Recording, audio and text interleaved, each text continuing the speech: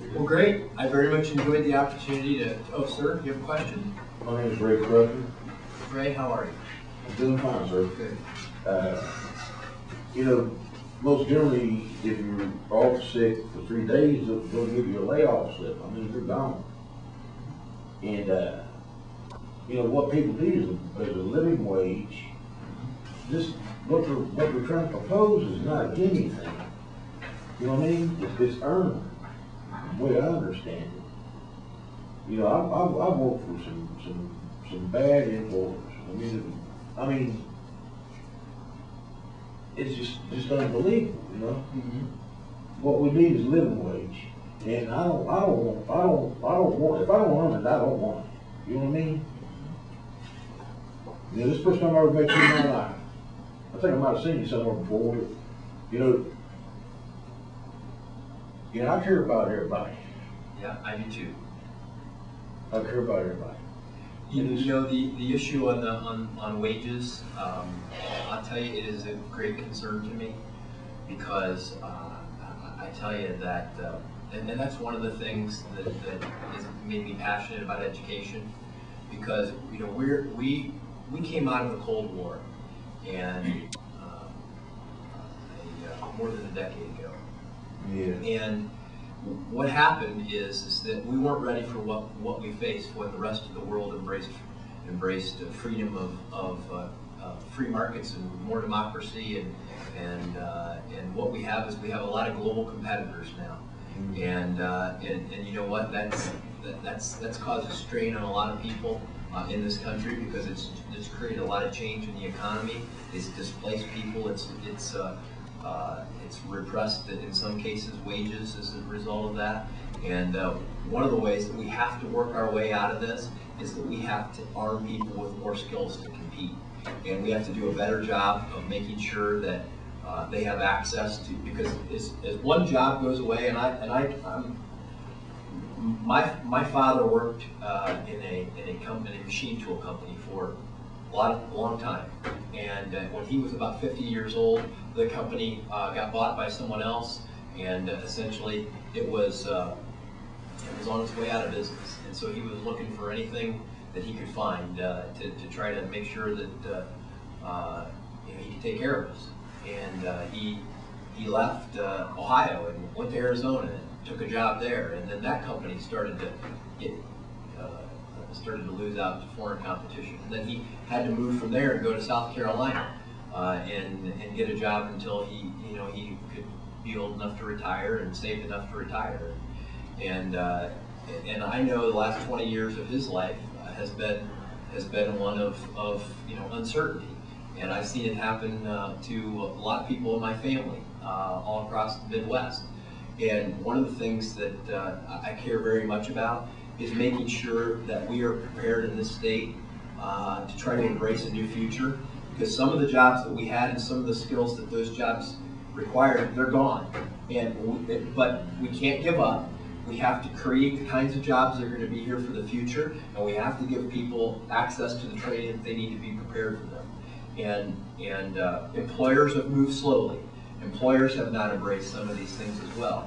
And we have to get our state government, we have to get our local government, we have to get our federal government to recognize these changes, what we need to do to embrace those changes, so that we are creating businesses and job opportunities here, and help employers become more enlightened about what the needs are of people in the average Americans, about what they need to make sure that they can be a good employee. And I'm very much interested in trying to do those things. And we won't always agree on the solutions as to how to get there, but I want you to know that I care very much about those issues, and that you have my commitment every day, that I'm going to work on trying to make those in the state better. While we may not necessarily see eye to eye on this issue, I know that there are a lot more that we will. And I hope that you will stay in contact with me on this and many other things that are going to be important to help improve wages and improve economic opportunity in this state. I've got one thing I'd like to say. Sure. I'm listening to you say that you believe that's the employer's problem. It's not the state's position to enforce these types of laws on our employers. Number one, the employers don't elect our officials. And if it weren't for the government stepping in and putting the standard, OSHA, minimum wage, I guarantee you that the employers wouldn't do it. We'd be working for Chinese wages and a Chinese sweatshop. That's what we have here in the United States. All right, when you leave it to the employers, they think about themselves. They think about their deep pockets. They don't think about the little guy. I can guarantee you that. They think about themselves. I know that there are employers that are like that, but not all employers are like that. There are some bad employers out there, but you know what? There's some good employers out there who care deeply about their employees and the people that work for them and care about them and are trying to do the right things. And I would agree that there are good employers. I'm not going to say that they're all bad. But it's putting the fox in charge of the hen. Well, we see this as basically the standard, not a ceiling, but a floor, to support the family. People need to be able to take care of their health care issues and not risk their pay. We were talking earlier about the system that works for the state legislators. If you are ill and don't make that 60-hour work week, your pay never stops.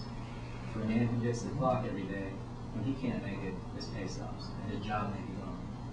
That's all we're saying. I understand that. And personally, it affects people. My wife had the flu recently. She took off one Sunday. She didn't get paid for that. That knocked us back 30 days. This bill would protect children who have parents who need to be with them if they're sick, protects elderly people who have to have their parents take care of them, saves employers money.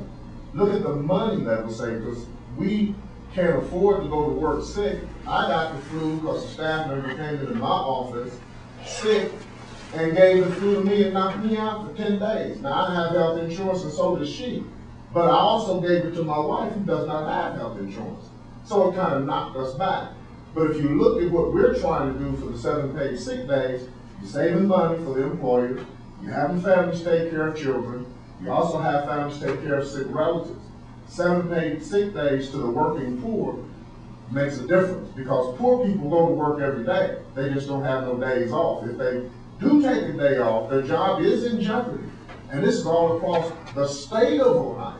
So look at the economics of the whole purpose of what we're trying to do, because it's going to save money, it's going to also be beneficial to families, and it's going to help the working poor. Mr. Speaker, we're very grateful for your taking time to talk with us today, and we are also very grateful that you agreed that this bill will have hearings. I would say, in speaking for the group, that we hope that you will keep an open mind on this issue as this moves forward. For example, a few moments ago, we're talking about the international competition that we face as a society, as a country, and even as a state. And I think it's worthy of mentioning that in 145 other countries around this world, including the 20 most competitive economies in the world, we are the only industrialized country in the world that does not have paid sick days. Certainly, if these other countries can do it, and if it doesn't hurt their competitiveness, there's no particular reason to believe that it's going to hurt ours, especially since, as was mentioned by the gentleman here, every single study that has been done to date, including Harvard Business Review, which is not exactly a bastion of liberalism. The Harvard Business Review found in 2004 that it costs companies more to have workers come in sick than it does to have them stay home. Policy Matters Ohio, the Institute for Women's Policy Studies, all the studies have shown that this will actually save employers money, mostly due to less contagion, faster recuperation times, less lost productivity, and so on. So we don't expect to change your mind today, but we certainly hope that you'll keep an open mind anyway on this and listen to the facts as we bring them in. And if there are studies on the other side, I'd like to see them. So far, there have been zero. There have been a lot of assertions by the business community backed up by zero evidence. Well, I